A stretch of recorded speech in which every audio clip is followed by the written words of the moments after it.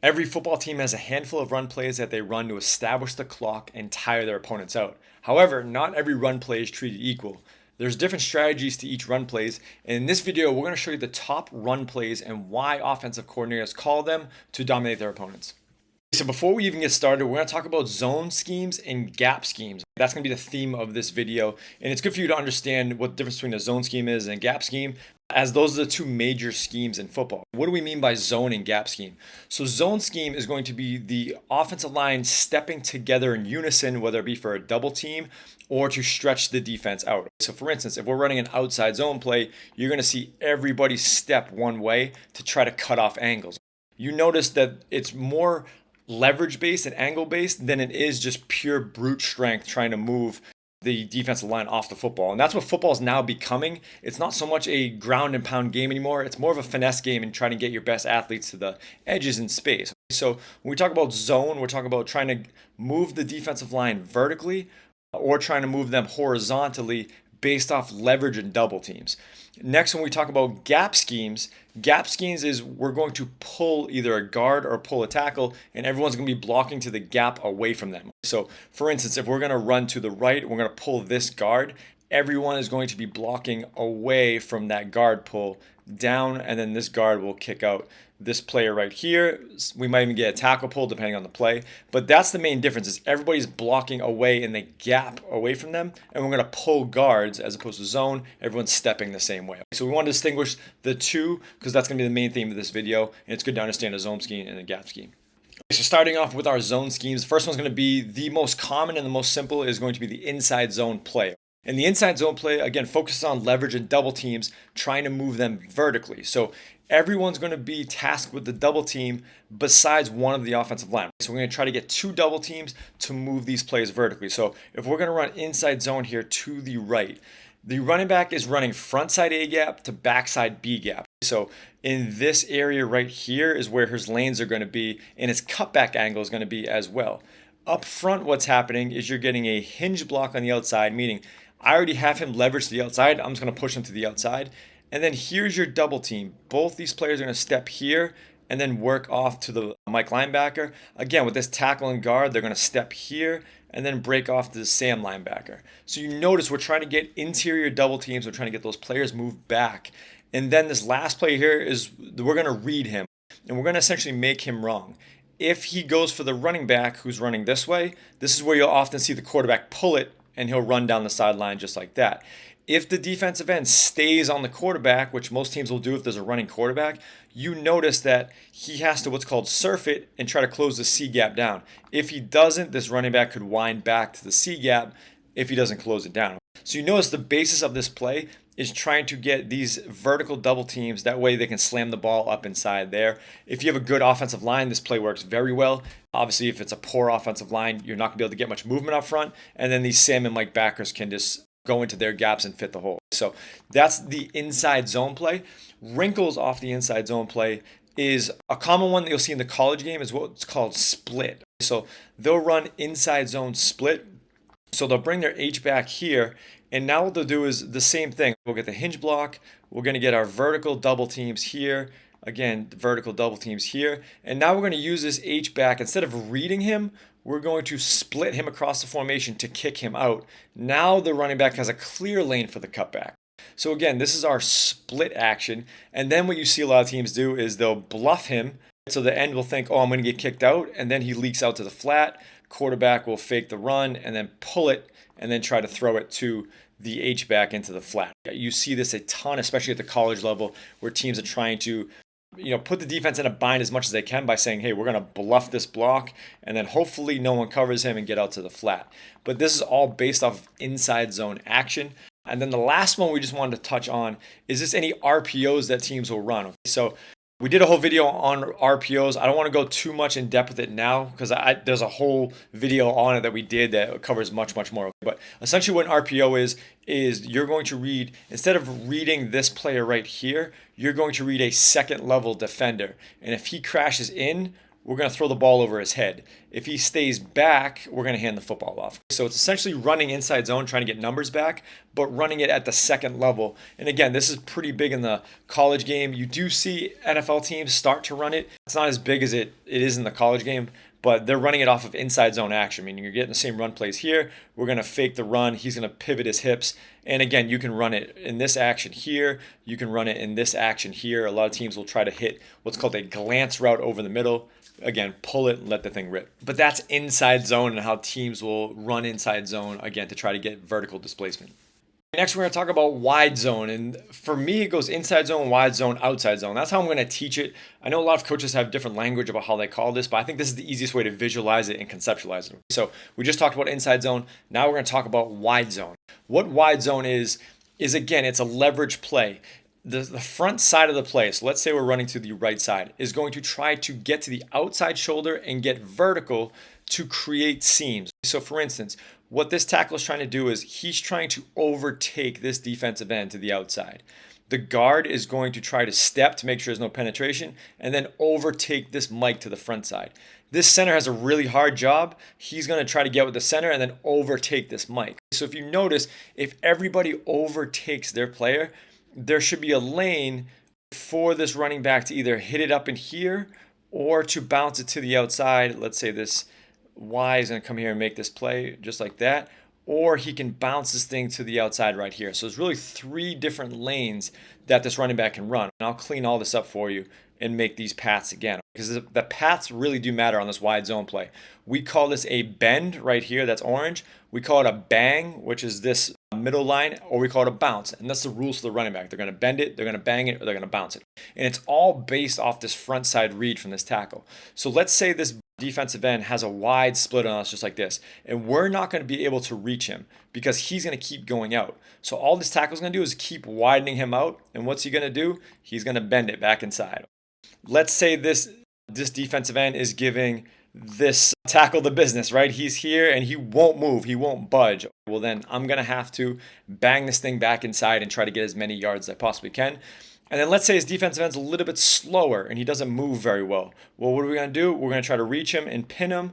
And then, of course, as you know it, there's our bounce read right there. So again, this is all predicated on what this tackle does and how this tackle wins. But a lot of teams, you watch the San Francisco 49ers, they run a ton of wide zone. They do it very well too because they try to get Christian McCaffrey downhill. And then everyone here is moving in unison to try to cut off angles. So again, you see it's really not a big dog offense where we're trying to, like the back in the 1960s, 1950s, where it was really helmet on helmet, shoulder pad on shoulder pad, trying to move these guys. Right now, it's just moving with speed and leverage. And if the defense doesn't move, let's say the center tries to reach this nose and he doesn't move with it and just gets reached, you create a huge lane right here. And again, this is why guys like Christian McCaffrey are able to see it, make one cut, and it's 10 to 12 yards at a pop because of these lanes that are being created. But this wide zone is becoming extremely popular, and it's very easy to run if you have the athletic offensive lineman. But again, you need those athletic linemen to get out in space and try to cut off angles. So this is the wide zone play. Again, very popular in both the NFL and college level. So next we're going to talk about outside zone. We just mentioned wide zone, about how everyone's trying to get at a 45-degree angle and cut off angles. We're all trying to get downhill, cut off angles to open those seams up. Now with outside zone, we're trying to get horizontally to try to create some horizontal seams. So again, he's going to try to reach the outside shoulder. He's trying to reach the outside shoulder. And again, everybody's flowing horizontally so we can try to get to the outside. Now before we use the running back behind the quarterback to get a downhill action just like that. Well, with outside zone, what we're going to do is he's going to be next to the quarterback and then he's going to lead block. And a lot of times you'll see this jet motion here where he's going to try to get to the football and then again, try to get to the outside. So again, outside zone, we're trying to get to the outside and then hopefully everybody can reach, and then this running back can do that and get upfield. Or the slot receiver can get it and get upfield. So this is why you'll normally see a faster receiver in the slot, or you'll see someone, whether it be a running back out of empty, get that jet motion and then try to get to the outside. But the difference between wide zone, again, is 45-degree angles that everyone's trying to take, and outside zone is really 90-ish degree angles, and we're just trying to cut off to try to make sure that this running back can get to the outside and be able to get that edge. So again, outside zone is different from wide zone at the angles it's trying to hit, both extremely effective plays. Next, we're going to talk about the power play, and this is the staple of American football is the power play. And pretty much every team runs a version of power. A lot of college teams will try to dress it up a little bit. A lot of NFL teams, if they carry a fullback, will just try to run it down your throat with running power. And again, now we're getting into our gap scheme versions of run plays. Okay, so meaning we're going to try to pull a guard and try to block everybody away from the opposite gap. So if we're going to run power to our right, so we're going to see the running back is going to go this way. So now what we want to do up front, again, is we're pulling guards and everyone's trying to use leverage to block away from where the play's going. So play's going right. We're going to block the center back. We're pulling the guard that way. And we'll come back to him. I just want to show you which way we're going. So center's got to fill for the guard. This guard and tackle is going to work on this double team, step to it, and then we're going to block back to the Sam. So you notice he's securing the double team to make sure there's no penetration from that tackle. Block Sam on the backside. Tackle on the backside is going to just secure that defensive end to make sure nothing is penetrated from the backside. And then this tight end is going to step down and then try to get down this Mike linebacker. Now, the key block of running power is to make sure when this end comes upfield, this fullback is going to kick him out. So that's why NFL teams have these big bruising fullbacks, because they're essentially glorified guards. They're able to catch balls in the flat, yes, but a lot of times they need to be stocky because they got to kick out these defensive ends. So we're going to get a kick out here, and then this guard is going to come up and lead up and through and then try to pick anything off that, with the defense being an odd front, even front, he's going to try to lead through that hole and try to look for the most dangerous man. And you notice the running back now is just going to go up and through this hole just like that.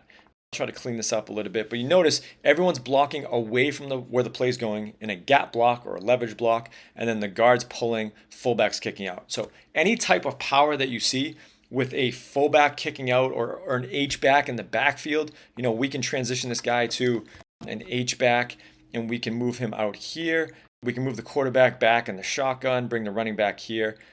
This is still power. So you don't necessarily need to be under center to run power. You can be in the shotgun as well. So this H-back is going to, same thing, going to kick out, running back's going through, guard's going to lead up and through, and that's power. So any version of fullback, H-back kicking out, guard leading up through, we identify that as power, and that's how it's going to be identified in the football world as power.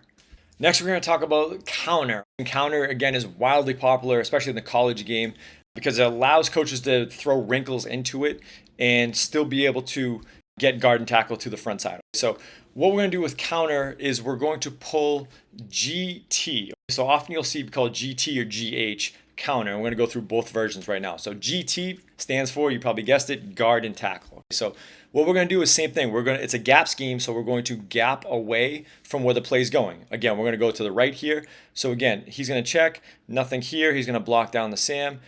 And then if this player is playing inside, he's going to block down on him just like that. So now you notice we have 1, 2, and 3 players that are in the box that are unblocked. Well, how do we handle all of them? Well, the guard in GT is going to pull, and he's kicking out. And then the tackle is going to pull and lead up and through for this Mike. So you're getting this kick out block, this lead up and through. Now you may be asking, Chris, who's blocking this defensive end? A lot of quarterbacks will read him, kind of like we did with inside zone. So now if this end chases the football down the line of scrimmage, quarterback's going to pull it, and now he's to the outside. If the end stays on the quarterback, he's just going to hand the football off because now they have numbers. So you see we're starting to take some of the zone elements and introduce them to the gap scheme. But essentially the guard and tackle play is, in my opinion, one of the easiest place to run if teams don't handle gap schemes well, because you can get your athletic guard and tackles to the front side of the play, kick out this end, and then wrap up to that Mike linebacker. So that's the GT version of counter. Now, what's the GH version of counter? Same thing. You bring your H back in the mix just like this. And now what you're doing is you're going to pull the guard. He's going to kick out. And now the H back is going to lead up and through. And the tackle, we're not going to read him anymore. We're just going to kick out that defensive end with the tackle. So now there's no read element. If there's a quarterback that's not really a good runner, you don't want to give him the option to run if he's not a good runner, right? So what you'll do is just bring an H back in, have him sit on that defensive end, and then up front's the same thing. We're going to gap block away from everything. Tackle's going to block down. Guard's going to kick out this defensive end right here, and then the H-back is leading up and through. So those are the two most popular versions of GT counter and GH counter, and trying to get 2 players to the front side and everyone else is gap blocking away. Next, we're going to talk about the pin and pull scheme. And the pin and pull scheme is becoming a very popular scheme at both levels. And it's a great scheme because it gets your athletic lineman to the point of attack. But the rules of it are pretty simple. And all they are, I mean, I could teach it to you in 30 seconds. You could probably go teach it to a youth team or a high school team in 30 seconds as well. So the rules are basic. Is there a man in your backside gap? Yes, block him. No, pull. And it's as simple as that. So let's look at the tackle here. Is there a man in my backside gap? Yes. I got to step and block him. We're running to the right side here to make it easier. We're going that way. Okay. Guard, is there a man in my backside gap? No. Good. You're going to pull. Center, yes. Guard, no. Pull. Tackle, yes. Y, yes. Lockdown. So you notice we're getting leverage blocks and we're blocking everyone and gap blocking them away from the play because the leverage block and the gap block are the easiest blocks to make at any level of football. You just need to make sure he doesn't cross your face and just push him going one way. And now you notice we have two guards that can get out and block here and get out and block here. And then, we can crack the safety here. There's a lot of things we can do in this blocking scheme on the front side, but it gives us numbers to the point of attack. And then you're hoping what happens is this Sam or Mike gets caught up in all these gap blocks and they don't scrape down and make the play. But this is the basis of it, is these guards that are pulling, they're going to look for most dangerous man coming out.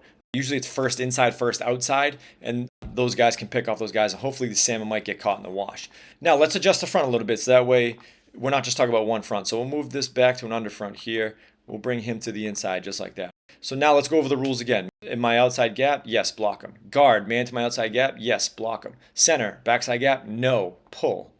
Guard, yes. Tackle, no, you're pulling as well. Y, yes, block down on him. So now we're getting our tackle out in space and we're getting our center out in space. So it's not just pulling the guards, it's whatever's in my backside gap, that's what's going to dictate my rule as I get to the outside. So this is, again, pin and pull. You'll see teams that will bring their H in like this, and then they'll also get them into the mix of pulling to the front side. So it's very common to have three pullers go to the front side and not just have two players pull. But again, teams will run this to try to get their athletic lineman to the front side of the play and hopefully get their smaller running back in space. That way they can just find a hole and then try to hit this thing vertically up the seams. So those are our running plays. If you enjoyed this video, we have an ultimate football guide in the description below. You can check out that has much more defensive schemes, passing schemes, and even more detail in the run schemes. If you want to learn more about passing schemes, we did make this video right here that you can check out. If you have any questions, please let us know. We're happy to help out. Thanks for watching. We'll see you next time.